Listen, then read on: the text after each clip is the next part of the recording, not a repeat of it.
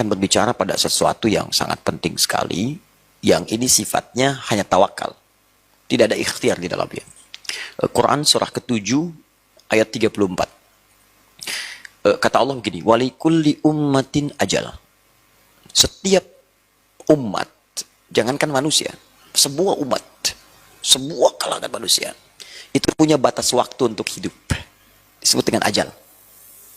Idza jaa ajaluha, kalau datang ajalnya, la yastakhiruna sa'ata wa la yastaqdimun. Anda tidak bisa memilih untuk ditunda atau dimajukan. Tidak ada kerjaan kemudian memajukan atau mengundurkan karena dia tidak akan berpengaruh. Makanya sering-sering katakan bahwa orang yang bunuh diri itu nggak ada kerjaan. Kalau sudah waktunya meninggal, meninggal juga. Ya, dia nelan baygon sampai sebaskom, belum waktunya tiba meninggal, nggak akan wafat. Ya, tapi kalau sudah tiba, maka selesai kehidupan dia. Maka ayat ini ingin berkata, pertama, jangan pernah kita memastikan terkait dengan ajal atau datangnya kematian pada seorang hamba. Karena itu kata Allah, itu hanya hak prerogatif Allah saja. Kapan, di mana, waktunya kapan. Misal Quran surah ke-4 ayat 34 penegasannya. Ya, ada 5 hak prerogatif Allah yang tidak bisa diketahui makhluk, bahkan selevel malaikat yang dekat pun dengan Allah tidak diberikan kewenangan. Innallaha 'indahu ilmus sa'ah, hanya Allah yang punya pengetahuan tentang kiamat, satu. Sampai waktunya kapan. Wa yunazzilul ghais, mengatur cuaca. Karena itu tidak ada kepastian cuaca, yang ada perkiraan cuaca. Ya, wa ya'lamu ma fil arham. Nah, ini yang terkait dengan pertanyaan Bapak, dan menentukan apa yang terjadi dalam rahim. Ya, apakah dia hidup atau wafat, atau dia terlahir kemudian laki-laki atau perempuan. Walaupun kita lihat USG misalnya, oh laki-laki tiba-tiba lahir bisa perempuan, kita nggak tahu jodohnya seperti apa, kita nggak tahu bagaimana keadaannya, masa depannya bagaimana. Itu hak prerogatif Allah dalam rahim. Ya, Allah yang tentukan itu yang paling tepat dengan kaitan tadi. Selanjutnya, wa ma tadri nafsum madza taksibu ghadan. Anda tidak akan tahu apa yang terjadi besok. Selanjutnya, kita hanya bisa merencanakan. Fa idza faraghta fansab. Kalau sudah selesai urusan sekarang, rencanakan untuk besok, bikin ke depan. Tapi kita nggak tahu apa yang terjadi besok. Kemudian, wa ma tadri nafsum bi ayyi ardin tamut. Kamu tidak tahu kapan dan di mana kamu akan wafat. Hanya Allah yang punya kehendak itu. Yang paling menarik, ada yang terkait dengan kejadian alam rahim. Tadi yang Bapak tanyakan. Ya, wa ya'lamu ma fil arham, termasuk apa yang ditentukan Allah dalam rahim.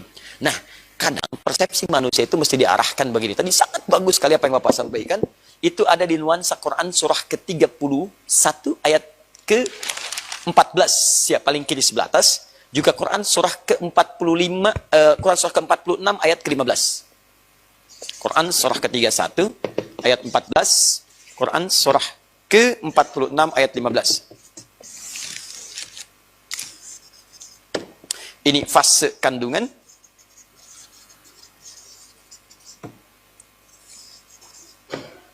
Prosesnya tadi yang Quran surah ke-22 ayat ke-5, termasuk di Quran surah ke-23 ayat 11 sampai 13 tadi.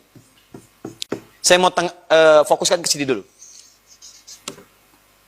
Allah memberikan apresiasi tinggi dan nilai yang sangat dahsyat bagi perempuan yang sedang mengandung. Dan itu langsung dinilai sebagai perjuangan seorang ibu pada puncak jihad fisabilillahnya. Dia sedang berjihad. Ibu yang mengandung itu nggak sembarangan, dia sedang berjihad. Bahkan ketika seorang anak pun sudah tumbuh, kata Allah kalau dia ada persoalan dengan orang tuanya, maka dia mesti ingat bagaimana ibunya berjuang ketika mengandungnya. Saking tingginya Allah mengapresiasi proses kehamilan itu. Kata Allah, wa wassaynal insana biwalidayhi, Quran surah ke-31 ayat 14.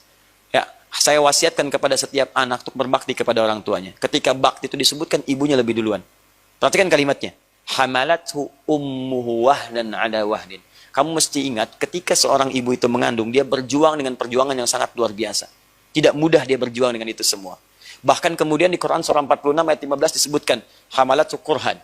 Dalam keadaan yang sangat kadang-kadang tidak mudah. Ada rasa sakit, ada nggak enak, ada mual, ada macam-macam. Apresiasi pertama kata Allah, bagi seorang yang sedang mengandung, ketika merasakan semua proses itu, maka supaya meringankan proses yang dia lalui, rasa beratnya, rasa macam-macamnya, Allah berikan sebuah hadiah. Kata Allah, kamu sedang berjihad yang pahalanya luar biasa besarnya. Tuh, satu. Jihad itu kan kalau dikerjakan, maaf, kalau dia lulus, dia mujahid. Kalau wafat, dia syahid. Pahalanya langsung surga. Maka motivasi pertama para SPOG kepada perempuan yang sedang mengandung, ketika sampai dia datang, supaya memberikan ketenangan pada kandungannya. ketenangan pada jiwanya, sampaikan, Bu, selamat ya. Ibu bukan sekedar mengandung, tapi sekarang ibu sedang berjihad, yang statusnya sangat luar biasa.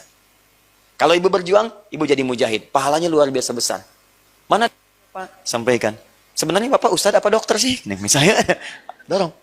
Ya, jadi ketika Anda sampaikan si ibu itu dengan status yang indah, Anda sedang berjuang, Anda sedang berjihad, Anda sedang macam-macam dan sebagainya, maka minimal akan memberikan ketenangan kepada jiwa. Yang kedua, ini yang paling penting. Bu, ibu itu diamanahi untuk mengandung, bukan untuk menentukan apakah bayi itu terlahir atau tidak. Untuk menentukan apakah bayi itu hidup atau tidak. Hidup atau wafat itu urusan Allah. Yang penting ibu nikmati kandungan ibu sekarang, ibu nikmati proses ibu sekarang sedang berjuang, dalam kehamilan ibu sekarang, adapun ketentuan hidup dan tidak, dokter pun tidak bisa menentukan. Itu urusan Allah Subhanahu wa Ta'ala.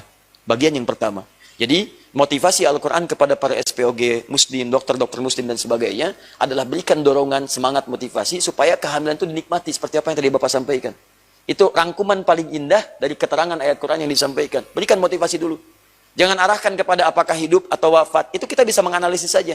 Mungkin acuannya kedokteran seperti itu. Tapi kan puncak wafatnya itu bukan urusan kita. Ya, puncak hidup dan wafat itu urusan Allah. Kita nggak punya kuasa di situ. Maka yang perlu dilakukan adalah ikhtiar. Dorong semaksimal mungkin, silakan. Kecuali kalau keadaan kandungan itu bisa membahayakan bagi, maaf, ibu yang mengandung. Ya, janinnya bermasalah misalnya. Ya, bermasalahnya luar biasa. Dan itu misalnya belum ada roh. Ya, belum ada rohnya. Kalau belum ada rohnya, itu bisa dilakukan tindakan. Dengan mengeluarkan misalnya, ya, janin dimaksudkan, itu diperkenankan, sepanjang itu diduga mengancam nyawa ibu yang mengandungnya. Atau yang kedua, mana pilihannya? Ketika dalam kandungannya luar biasa dahsyat, kemudian terjadi misalnya pendarahan hebat, misal kasusnya, bisa mengancam kepada nyawa ibunya. Maka dalam fikih ada pilihan, apakah yang dipilih ibunya atau anaknya. Ya, maka dalam fikih prioritas itu yang dipilih ibunya. Ibunya yang dipilih. Walaupun anaknya kemudian mesti keluar misalnya, dalam keadaan demikian, tiba pada ajalnya. Karena ajal itu bukan urusan kita. Kalau Allah berkehendak dia lahir dengan selamat, bahkan bisa terjadi anaknya selamat, ibunya meninggal. Bisa terjadi. Kita tidak bisa mengatur. Yang kita tentukan, lahir nih, ya ibu bisa wafat nih, atau anak selamat. Tapi ternyata kejadiannya terbalik. Anaknya wafat, ibunya selamat. Mungkin terjadi. Jadi yang pertama dilakukan adalah, tadi, motivasi keadaan ibu itu, supaya menikmati kandungannya dengan sifat yang tadi disebutkan. Yang kedua, para dokter tidak mengurangi ikhtiarnya untuk memberikan ikhtiar yang terbaik, menjaga nilai kandungan itu. Yang ketiga, ada amalan dalam Quran. Untuk memberikan dorongan supaya janin itu berada dalam kondisi yang tetap mendapatkan perlindungan dari Allah Subhanahu wa Ta'ala. Apa amalan-amalannya? Ini yang mau saya turunkan. Satu, ini untuk menjaga janin dalam keadaan yang terbaik. Quran, surah ke-7, ayat 189. Dua, spesifik. Amalan yang dikerjakan oleh Nabi Zakaria, jadi suaminya ikut mengamalkan, istrinya pun mengandung dan kandungannya dijaga oleh Allah. Quran, surah ketiga, ayat 38 sampai 39. Sudah? Ini dari sebelum mengandung sampai kemudian mengandung lahir, detailnya ada di Quran, surah ke-19, ayat 3 sampai 15. Yang divonis secara medis gak mungkin punya keturunan, dari mulai monofos sampai, mohon maaf Pak, monofos itu kan udah lewat kan masanya, udah sepuh, tiba-tiba mengandung. Bayangin nggak? Kan hukum dokter sekarang, kedokteran sekarang ini susah nih. Seorang tiba-tiba, jangankan monopos lah, orang yang masih ada haidnya saja, kemudian usianya sudah atas 45 kan disebut kandungan beresiko kan? Ini resiko tinggi, bukan cuma beresiko, resiko tinggi. Yang paling menarik adalah nih, bagaimana bisa seorang istri Nabi Zakaria yang divonis sudah sepuh, rambutnya sudah memutih, fisiknya sudah letih, tiba-tiba ngandung dan selamat lahir.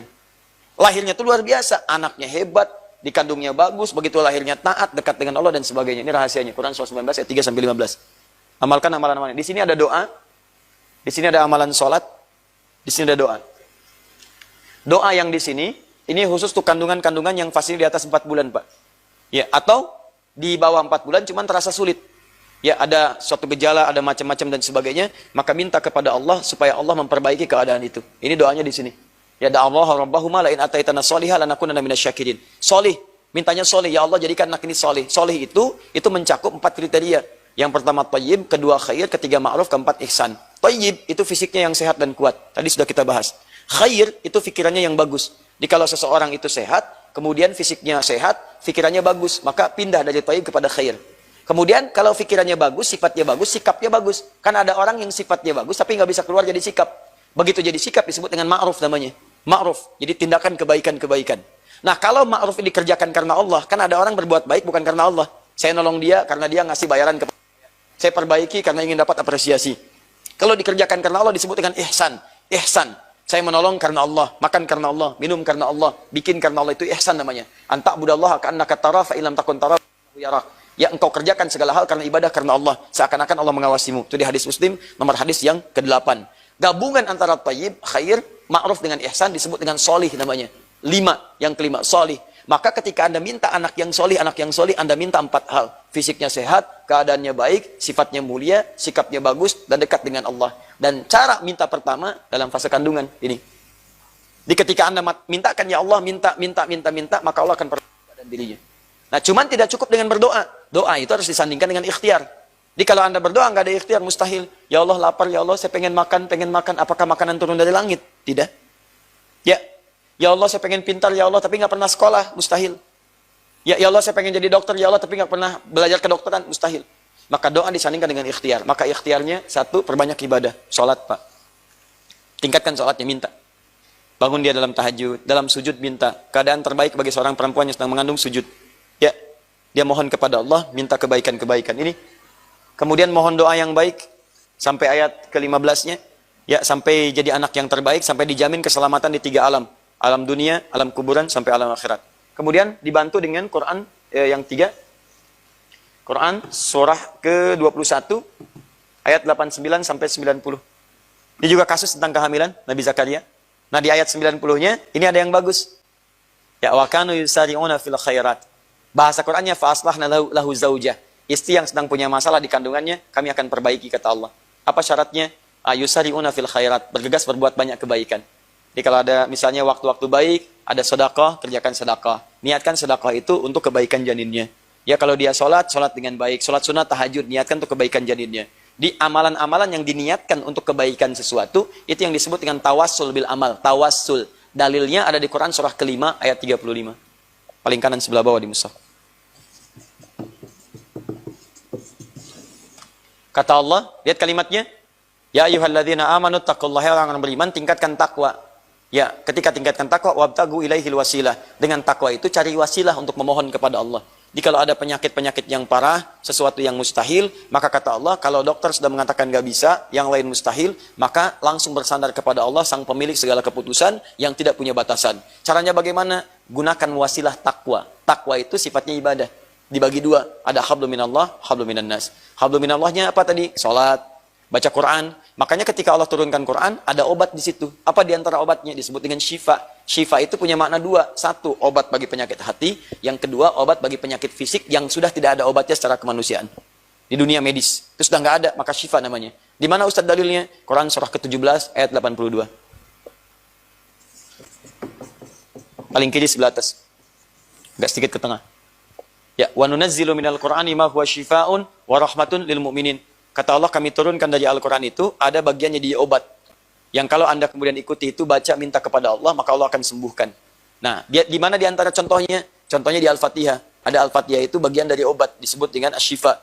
Ya, apa contoh kasusnya? Dulu di waktu zaman Nabi, ada kepala suku di Arab, yaitu tersengat kalajengking. Kalajengking Arab, Anda bayangkan. Ya, begitu menyengat, racun udah menyebar. Nah, udah menyebar semuanya, semua udah give up tuh. Gak bisa nih, gak bisa. Sudah sekarat. Tiba-tiba mereka mencari orang-orang, datang ke kumpulan para sahabat. Ya, ditanya siapa yang bisa menyembuhkan. Satu orang angkat tangan, dia mengatakan, insya Allah kalau Allah mengizinkan. Bukan saya menyembuhkan, kalau Allah mengizinkan. Makanya adab dokter muslim itu jangan sampai punya suara, ini saya pasti sembuh, ini pasti sembuh. Tidak. Katakan Allah yang menyembuhkan. Saya cuma wasilah saja. Kalau Allah berkehendak, insya Allah disembuhkan. Maka ketika dia datang, dia bacakan Al-Fatihah. Cuma sekali baca, Pak. Sekali baca, nggak pakai apa-apa. Dibacakan sekali, tiba-tiba racunnya keluar, sehat lagi. Diberi hadiah kambing. Takut gratifikasi. Ya, gratifikasi dari ayat gitu kan. Laporkan kepada Nabi, ya Rasulullah, saya ini ada begini kejadian, dikasih hadiah kambing, ini gratifikasi bukan? Kata Nabi, bukan. Tahu dari mana kamu kalau itu bisa menyembuhkan dengan izin Allah? Ayo kita bagi-bagi kambingnya, ayo nikmati bersama sebagai syukur kepada Allah Subhanahu wa taala. Nah, tapi persoalannya, apakah setiap yang baca Al-Fatihah bisa sembuh? Belum tentu. Ada yang baca 1000 kali nambah penyakit. Ya kan? Nah, apa penyebab utamanya? Penyebabnya adalah bangun kedekatan dengan Allah bagi pasien yang dimaksudkan. Itu dulu. Kalau pasien sudah punya hubungan kuat dengan Allah, maka ketawakalannya akan memuncak dan dia sudah bukan tidak peduli, sudah akan menyerahkan sepenuhnya apa yang dikandungnya pada ketetapan Allah Subhanahu wa taala. Begitu muncul titik nol ini, disitulah kemudian rahmat Allah akan diturunkan.